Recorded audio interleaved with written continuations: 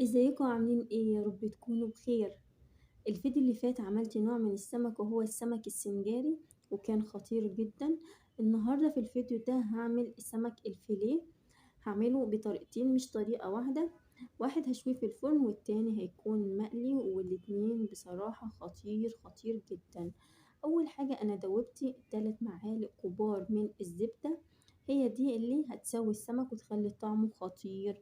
معاهم 3 فصوص من الثوم، كمان كام عود من الكزبرة والشبت والبقدونس، قطعتهم كويس قوي يعني اللي هو الفرم الناعم بالسكينة. عليهم نص معلقة صغيرة من الملح، الكمون، الكزبرة الناشفة، ربع معلقة صغيرة من الفلفل الأسمر. قلبتهم كويس جدا جدا، وبعدين نزلت بالسمك الفيليه المتقطع المغسول كويس جدا بالملح والليمون ومتنشف طبعا. نزلت انا كان معايا مقدار من السمك الفيليه، خليت بس 4 قطع على جنب علشان هقليه، لان طبعا اللي يحب المشوي او المقلي يكون نوعين متوفرين قدامنا. بعدين قلبته كويس جدا جدا، وانا ببدأ في تتبيلة السمك شغلت الفرن على درجة حرارة 200.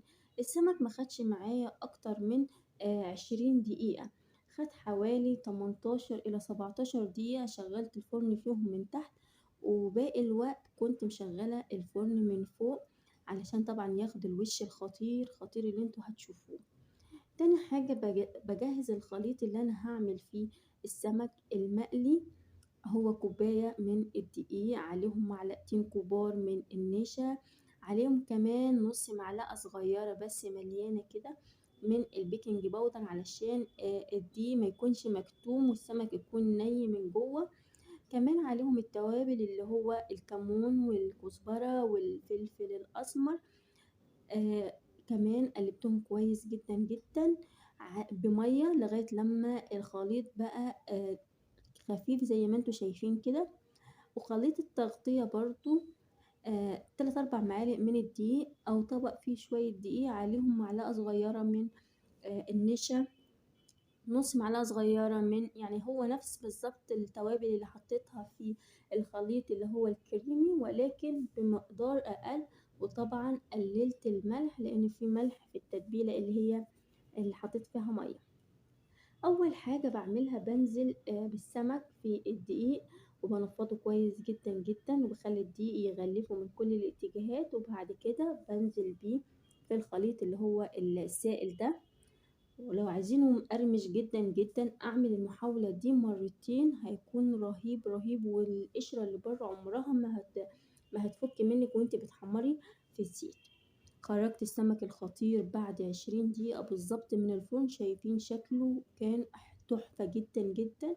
والسمك المقلي قليته في نار، يعني أول ما الزيت كان سخن هديت النار على المتوسط عشان أضمن إن السمك استوى من جوه. شايفين اللون الذهبي المقرمش؟ بنحركه في كل الاتجاهات، كمان من الجوانب ومن فوق ومن تحت، يعني علشان ياخد اللون الخطير ده من كل الاتجاهات. شايفين اللون الذهبي؟ كان مقرمش جدا جدا جدا ومحافظ على القرمشة بتاعته. طبعا السمك ده تقدري تاكلي جنبه رز صيادية او رز ابيض. انا بنحب الرز، احنا يعني بنحب الرز الابيض، فعملته جنب السمك. طبعا ده على حسب رغبتك، نوعين من السمك في فيديو واحد وبنفس مقدار السمك يعني. والاتنين كانوا خطير جدا جدا ومخدوش مني وقت خالص. يعني تحمير السمك طبعا ما بياخدش وقت على التلت ساعة اللي حطيت فيه السمك في الفرن. وبألف هنا وشفا.